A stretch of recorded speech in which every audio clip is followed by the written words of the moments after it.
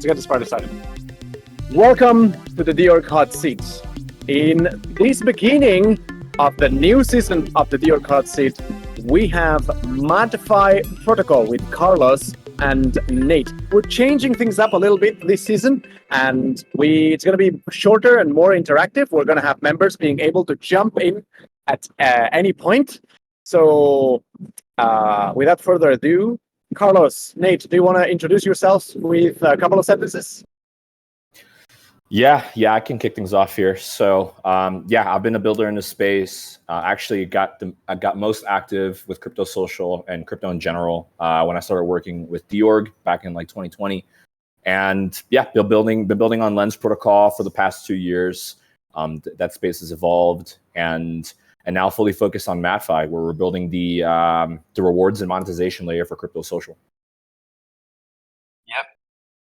I'm Nate, and my crypto builder also for years, but that really picked up in 2020 also when joining dOrg. It's actually how Carlos and I met, and 2022 was when it became all about crypto social. All right, perfect. Crypto social. Both of you mentioned crypto social, and MadFi. It sounds like it's a protocol for creators to create economies around content. How far off the mark I am? That's it. You hit it right. Hit the nail right on the head.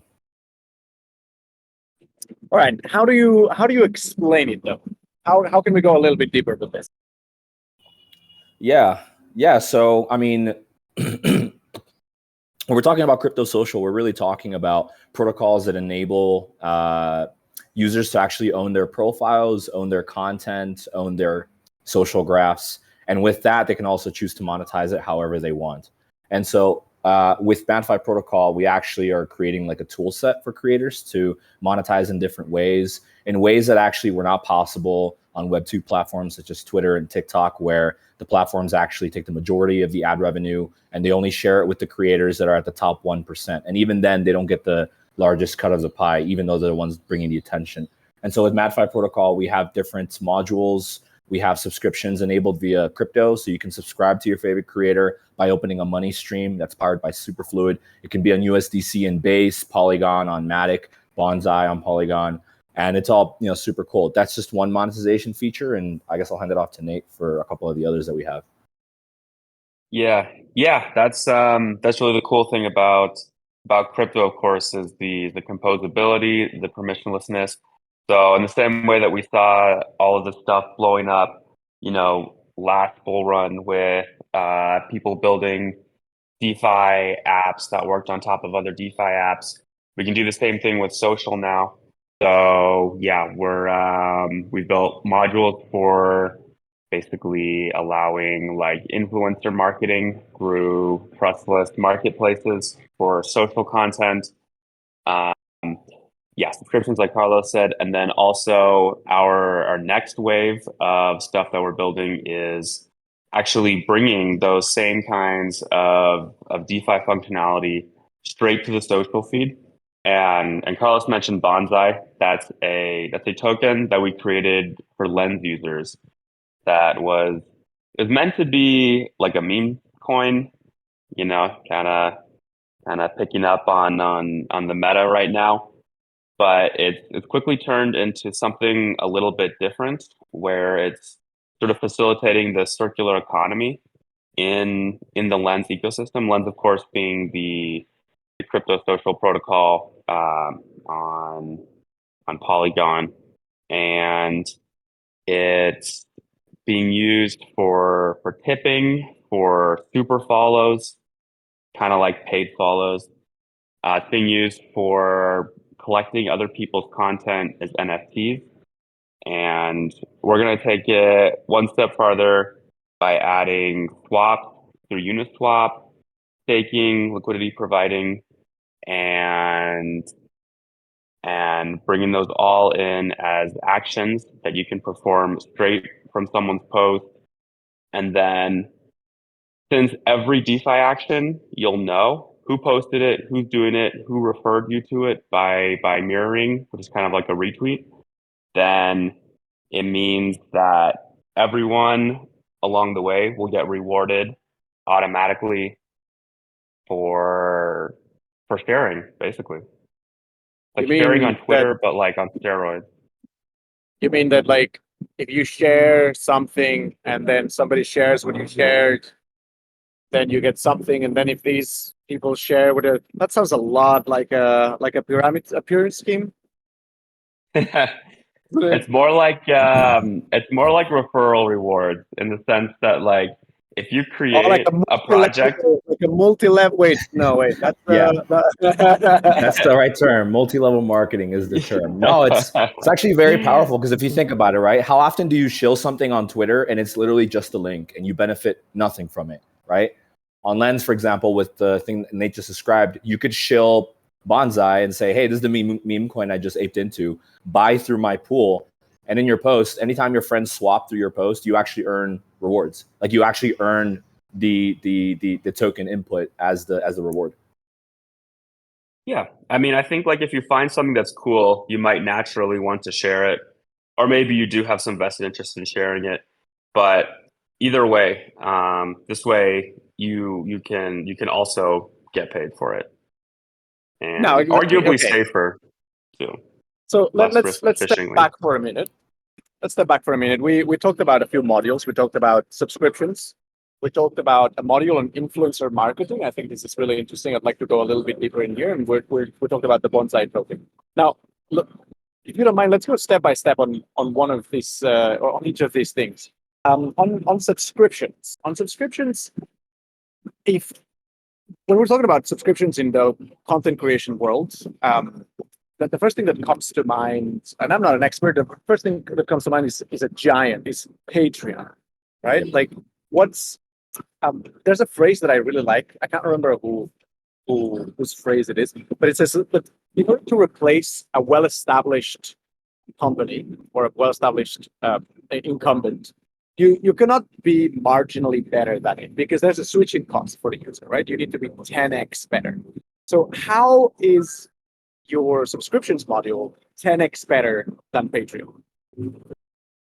Yeah, well, with Patreon, the buck kind of stops there, right? You pay $10 a month and you get access to content. That's it. They just started rolling out community features, which is something that we went forward with from the beginning. And the fact that we're building in an open social graph means that the community can exist on multiple apps, not just our app. So that's the best part. The second thing is that there's no real way for users on Patreon to gain in the financial upside of those creators. So all they can do is give them money and get access to content. Like, again, the buck stops there. With MadFi, all our modules combined give the creators different kind of levers to pull in order to kind of monetize content and to engage their fans, right? So one of those is like imagine being able to speculate on your favorite creator through a bonding curve, much like Friendtech, right? We have that on the hangers right now. It's on pause because of Bonsai. But imagine you come in and then you like the creators so much that you decide to buy into the bonding curve. And as the supply goes up, as more people come in, the price actually goes up. And then you can earn in creator rev share, which is a whole nother module where as a creator makes money on Zora, on Mirror, on Sound XYZ, they kick some of that back to those who actually contributed the most to the financial upside. And so, yeah, I mean, it's really just a combination of these things that give the creators more options and gives the fans more ways to become part of the creator's journey. Right. Okay. So we're trying to overtake here the incumbent. We're trying to overtake it by offering more features off the go, more complete protocol, so to speak. Yes, it's the protocol.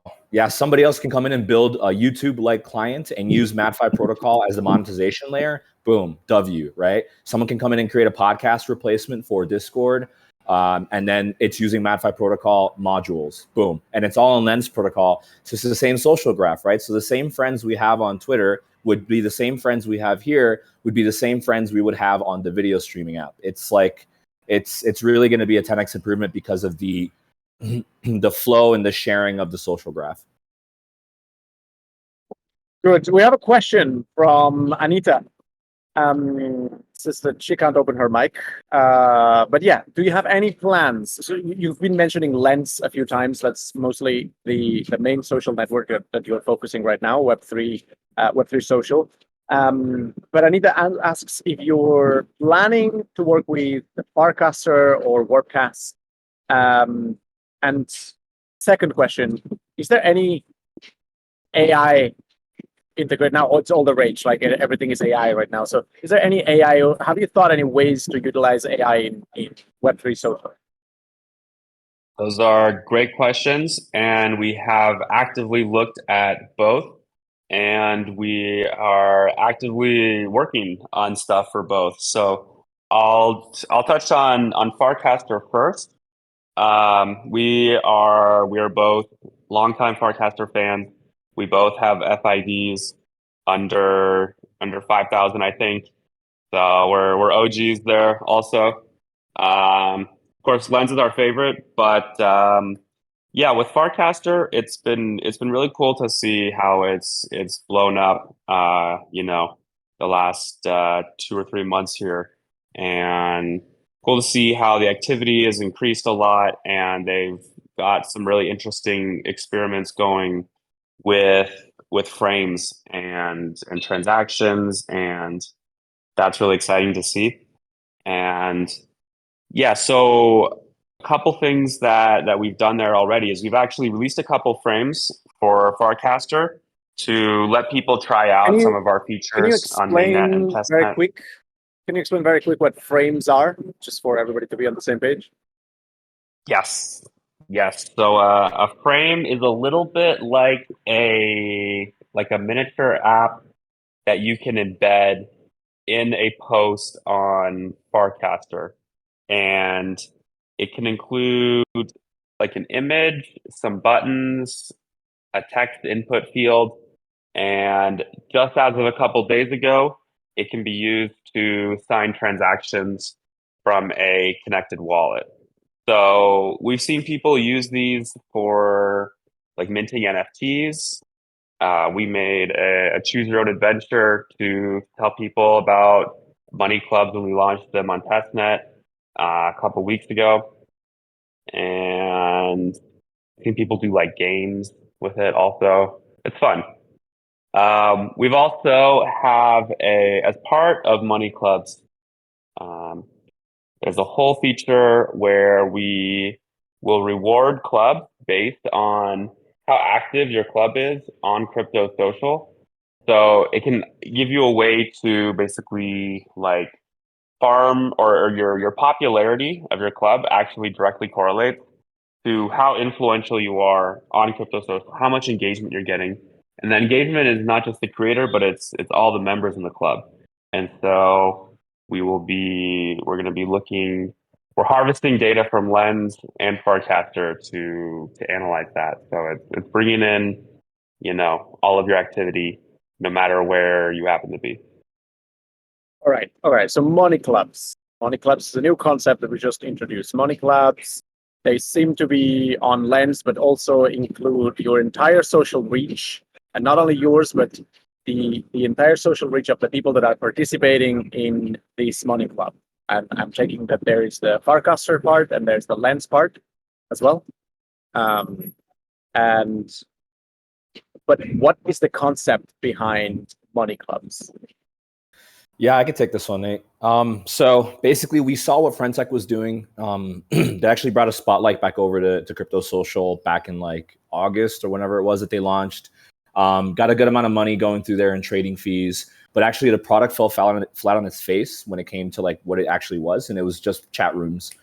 People were wasting a lot of money in gas just to get access to a chat room, which made no sense, right? But there was something there, and so that's what we bring on to MadFi. And so with MadFi, creators, any profile on Lens or on Farcaster has a club already where they can create the content for their feed. They can accept subscriptions and all the other features that we already talked about, right? But then on the side, we have this little, like, I guess you can call it like a casino feature. We have like a Vegas feature right there that says, hey, do you want to be more part of the club? Like, do you want to gain in the financial upside? Then you can go ahead and buy some chips right here. And so when you buy some chips, you're really just buying into a bonding curve And as the supply and demand, mechanics kick in, obviously the price changes. Now, the fun part about that is the fact that we have this data layer where we kind of fetch the engagement from both Farcaster and from Lens, and we say, okay, on a weekly basis, who was most popular this week? Who were the creators that had the most engagement, et cetera? Who were shilling the most, basically, right? And then out of that, we take the trading fees, a percentage of that, and then we kind of split it up between the creators, obviously, and then the club members based on their engagement, right? The points that they earned throughout the week. And so it's really like gamifying the social experience that we're kind of already doing. But the thing is, though, with MadFi, there's always something to promote, right? You're promoting a Zora NFT, a Sound NFT, you're promoting something, and you're participating in the MLM, right? But at the same time, there's a gamification aspect that actually gives you some money back for your participation. That's kind of like money clubs in a nutshell. Gotcha. Perfect. Thank you. Thank you for this explanation.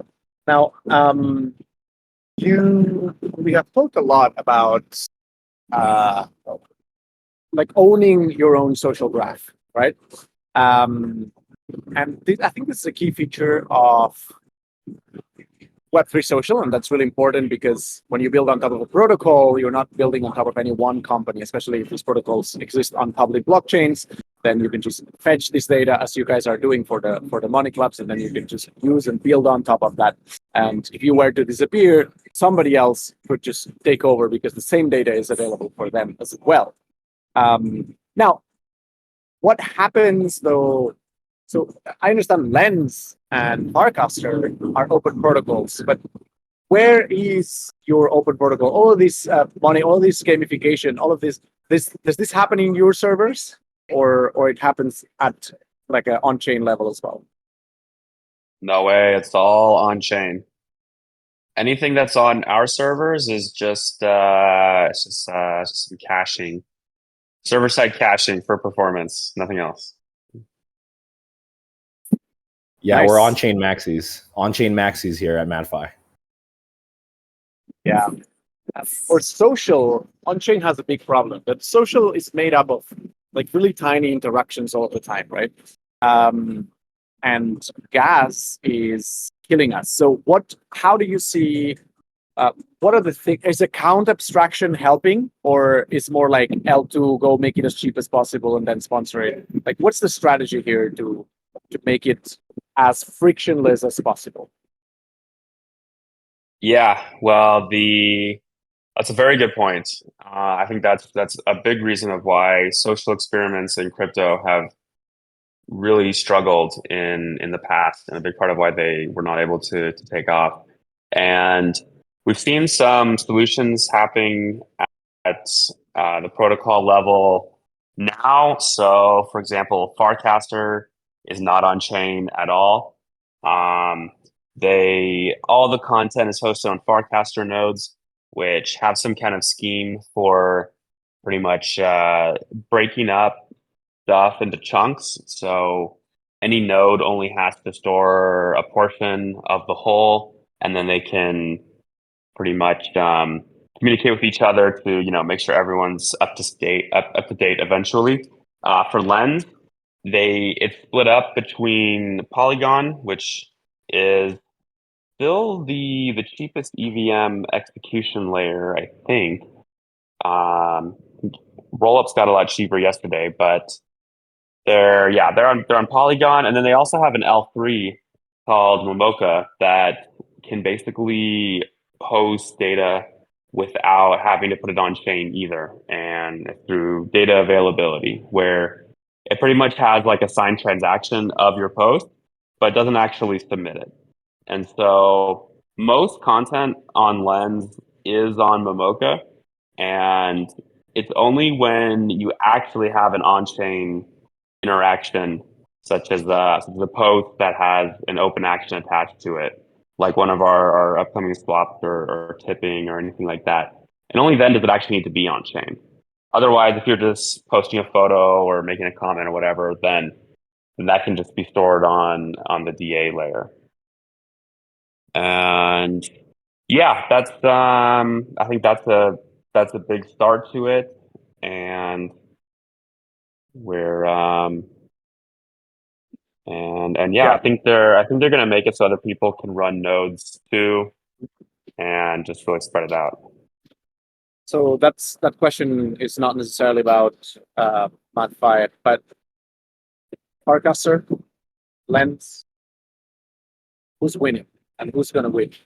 You obviously had like a big bet on Lens, but you're branching out to Farcaster. Is that hedging, or what do you believe in as experts? I mean, since the beginning, I think Nate and I, the consensus was that Farcaster crowd was very different from the Lens crowd, right? Farcaster, the guys over there kind of ported all of the hardcore crypto Twitter users over there. And then with Lens, it's really going for a creator first approach, right? So kind of onboarding the creatives, the musicians, the artists, NFT collection creators, et cetera. So it's a very different crowd. And so when you look at it from that kind of like lens, no pun intended, you can really see that the user base is also going to kind of follow in those different ways. You could argue that they've already ported all of crypto Twitter, right? That's the ceiling, in my opinion. Anyone new that comes in, they're not going to be hardcore. They're going to be, only interacting with layer 3s, et cetera. And so with Lens, if you think about if they went for the creator first approach, why do we follow people on Instagram? Why do we follow people on TikTok? For the creators, right? For the content that we're looking at. And so if they keep on going with that approach, then I could see them being able to onboard more creators from Web2 social over there. However, for now, I think it's very clear that Farcaster is in the spotlight. They actually, they went permissionless first. They onboarded all the users, and that's where all of the crypto hardcore stuff is happening. Lens just went permissionless. They're just starting to kind of get their feet wet with that kind of like environment. And, Bonsai also kind of kicked everything off. Like Bonsai made it very easy for you to collect content on Orb, on Hey. We didn't even mention Orb yet, but Orb is a great mobile app. It has great UX. You don't even feel like you're using a crypto app. It's really nice. They did a great job. And we're actually working with them very closely now to get most of the MadFi functionality in there. So we'll see how it goes in the long term. But when you look at it from that perspective, I think it's pretty clear where the creators are going to go. And it's also very clear where the user base is going to follow. Yeah, that was a great explanation of the difference between the two platforms and even adding more. Much appreciated. There's a thing that you mentioned a few times, and I don't think there is a consensus. I mean, I like to think I keep a pretty good pulse on the crypto ecosystem, but I don't think there's a consensus yet on what should we be calling a layer 3. So what do you guys refer to when you mention layer 3? Well, a layer 3 is something that checks into the layer 2. But in all seriousness, roll up? Yeah. Well, I guess I think I'm not entirely sure either, because if a roll up basically is just a sequencer that posts a fraud proof to a smart contract on a layer 1, then you could also deploy that smart contract on the layer 2 and then make another sequencer that checks in a fraud proof to that smart contract, and then now you've got a layer 3. And that could extend ad infinitum. Yeah, and in this Data sense, availability layers kind of different also. Yeah. Well, what Lens is doing with their Momoka, it's not really a layer 3. It's more just like a queue of off-chain data that could be verified on chain. right? Yeah. Okay, get it. Perfect. Okay. We're reaching the final stage of this podcast. So, Niraj, as you remembers, if you have any questions, shoot it straight up. In the meanwhile, I'd like to go and summarize a little bit. We've talked about modules. We've talked about the token. We've talked about money clubs. We've talked about on-chain. How all of your data is on-chain. Okay, so we've talked about all of this stuff. What is your business model here? Like, what are you like? Is it through the Bonsai token that you're making money right now? No, we have a protocol fee on most of our on-chain modules. So subscriptions, you can imagine 10%. The influencer marketing contracts, 10%. Most of our other modules, exactly the same thing. And so, when we kind of focus less on being a client and we focus more on being a protocol for different clients, then you can see that business model scale. Is anybody able to create modules for this protocol? Yeah, everyone can. Anyone can create modules. I mean, so anyone can create modules for Lens protocol, right? That's permissionless. You literally just deploy it, you register it with the API, and then all the Lens clients now have access to it. It's been a little bit tricky getting that off the ground because the UI integration, funny enough, is the most difficult part of that. Coordinating kind of between the Open Action developer on one side and the Lens client on the other side. So that's been something that the Lens team is trying to solve. We were just talking to them yesterday, but yeah, it's pretty permissionless. All right, gotcha. So when we're talking about modules, we're talking actually about Lens modules mostly. You're building on top of the Lens modules. Yeah, so we have like some smart contracts from MadFi protocol that are agnostic. For example, bounties, right? Influencer marketing is agnostic. Money clubs is also agnostic. We actually haven't found a chain for money clubs. We were going to do it on Blast L2, but we really don't like how they launched. And so we're not doing it there anymore. Maybe considering ZK Sync. And so then what we could probably consider is, we'll build modules for Lens as the entry point so that in your post, you could use MadFi, right? But then that points to a contract that is pretty agnostic, and it can even have its own UI, and it could also be on a different chain besides Polygon. Gotcha, fantastic. So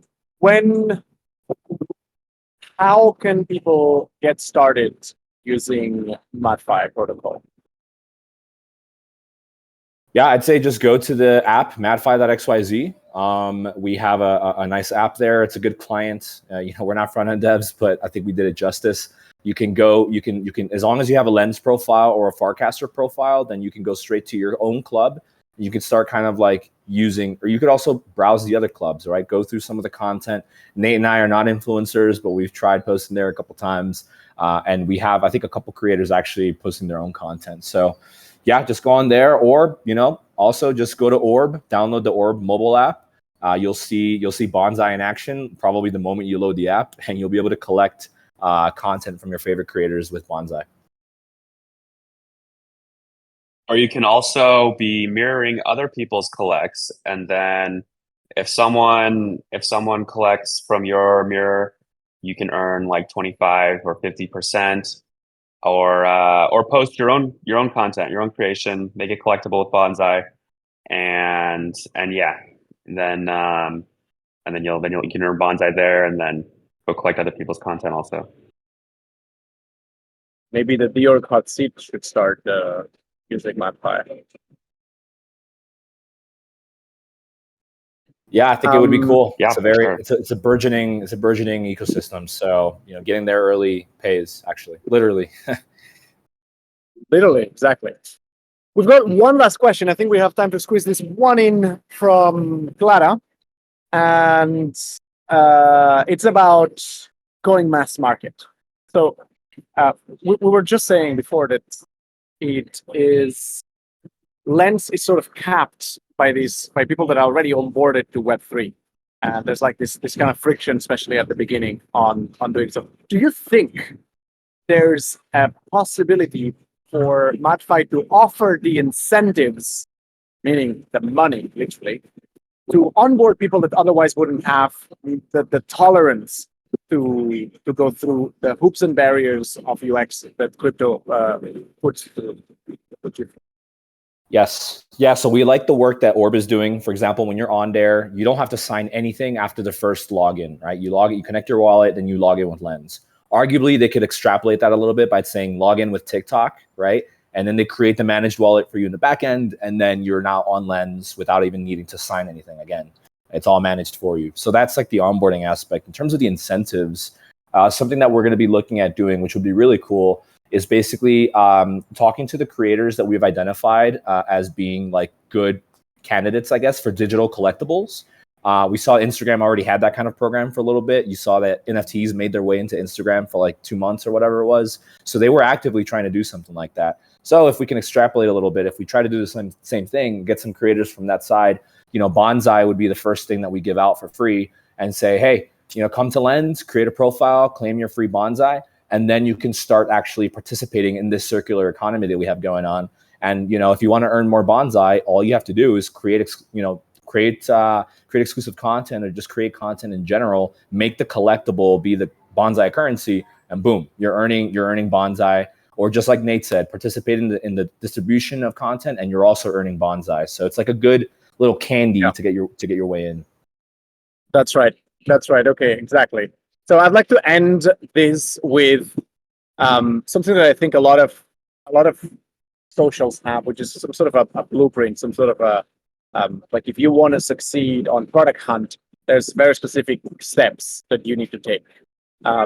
If you want to succeed in Twitter, there's a way that now that Elon's making the algorithm public, there's a way of doing it. So for those who are listening, if you want to succeed, I know it's early, but what's the blueprint to succeed with MadFi?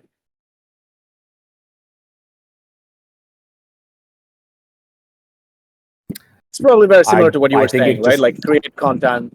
Yeah, I think it comes down to I think it just comes down to instead of posting all of your content on TikTok, right? This is for a creator, for example. You've identified your top fans, migrate them over to Crypto Social slowly, right? And specifically to Orb, I think it's like the best app on mobile. It's the easiest to digest for that kind of consumer. And so, to start creating content once in a while on Orb, make it collectible, start making income over there. And then once you kind of have migrated at least like 100 fans, right? There's a theory about you make the most money as a creator from your top 1% fans. So it could be a nice cohort of 100. Then start using the other monetization features that we offer, right? So crypto subscriptions, try money clubs. I know it's kind of a complicated idea, but we're actually simplifying it by calling it some kind of casino. I don't know. We haven't gotten to market with it, so we have time to rebrand that. So just start migrating over to Crypto Social and then start trying other things beyond just digital collectibles. Excellent. That was extremely helpful. It was a good rundown of not only MadFi protocol, but also of your expertise on using Web3 social, the differences between them, what's in store, how can we play them to get better and to like be the first there and start using them properly for what they are worth it. So much appreciated for this insightful episode. I hope the hot seat was as interesting for you as it was for us. I hope the questions were spicy and hot.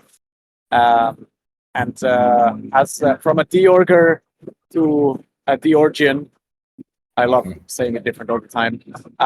Congratulations. I wish you the best. We'll meet again in a few months. Thank you very much. Yeah, great questions here. Always good to be back and talking to our dOrg friends. Yeah, that was great. Thanks for having us, Lansky, and good questions. Really put us on the spot. Thanks to you guys.